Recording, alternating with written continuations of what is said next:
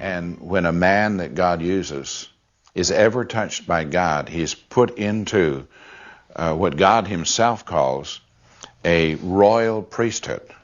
In other words, corporate right from the beginning. He not only puts you in a royal priesthood and a holy nation, which are the people of God and a people belonging to God, but he puts you in a local congregation, which is a living body of his Son. And immediately you're connected with the entire kingdom of God. One person called by God affects his family and then affects the fellowship in the local church. And that church is connected with a whole system of churches. And we may call it a denomination, but it is a plan of God to connect the churches. So this one individual who becomes a part of a local congregation is suddenly with access to the entire kingdom of God. You can touch any part of the world. You can touch the college campus, the high school. You can touch the business community. You can touch government. You can touch the entertainment world. There's not a part of the world that you're not connected with, because that church voluntarily connects with others. An independent church cannot experience the kingdom of God in nearly the dimensions of what God intended. So that interdependence is crucial. Now, some of you may have had an opportunity to be in the military, and there is some similarity there, I think. Yeah, very much. I like to compare church with the military in a way, you know. In the military, you have a headquarters, you got a mission, you go out to the field, you do your mission, you come back and you get your supplies, your ammo, you know, everything you need to accomplish another mission. I look at church in that same way as, you know, we go home, we go to our jobs, but on Sunday we always come back to church to gain strength, wisdom, and, you know, just spiritual guidance to prepare us to go out for the next week. That's just how that's the only way I can actually operate and see myself operate in the way God might want me to work. Yeah, and I think it's not an irrelevant picture, because the person who becomes a Christian is on mission with God immediately. You don't do that afterwards. You don't decide, well, I think I'll go on mission. The call to salvation is a call to be on mission. And the moment you enter the military, you're a part of everything that military is doing. But when you become a part of the kingdom of God, Jesus talked about bringing down the strongholds of hell. That's military, a spiritual warfare that is very, very real. But when you go out together. And you may have a part of it, but you're a part of a much bigger picture. And another thing that I sense in that whole involvement, we become a part of a kingdom of priests, a royal priesthood. Now that has huge implications, because we stand before God for people.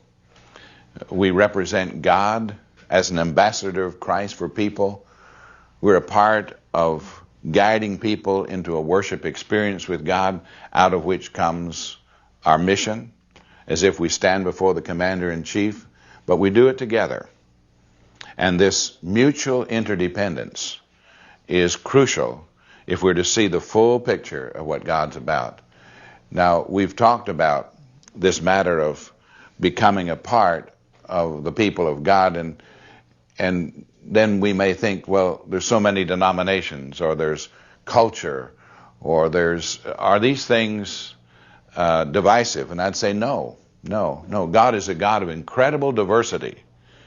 The military would be in tough shape if the Navy said, well, we're the ones who are doing it, and the Army said, no, we're, and then the Air Force, and then all of the other kinds of regiments that go out from that.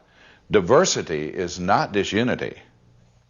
Diversity is God's strategy. And so I celebrate the diversity, but then watch for the incredible unity that God creates.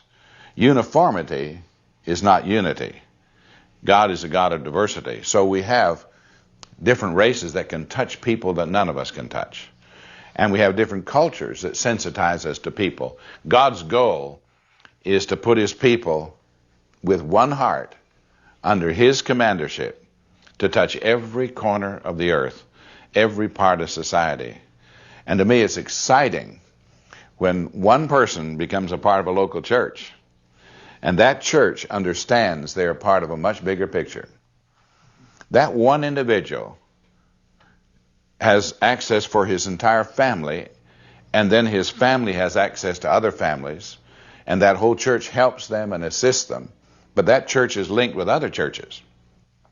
And those other churches corporately may be linked to Poland, as Tennessee is as a convention, and to Canada, and to Mexico. And all of a sudden, because you become a part of what God is up to, you have a channel through which your life and your family and your colleagues can touch an entire world. But only in that larger picture and the sense that we're on mission together with God. Now that will cause a need for openness.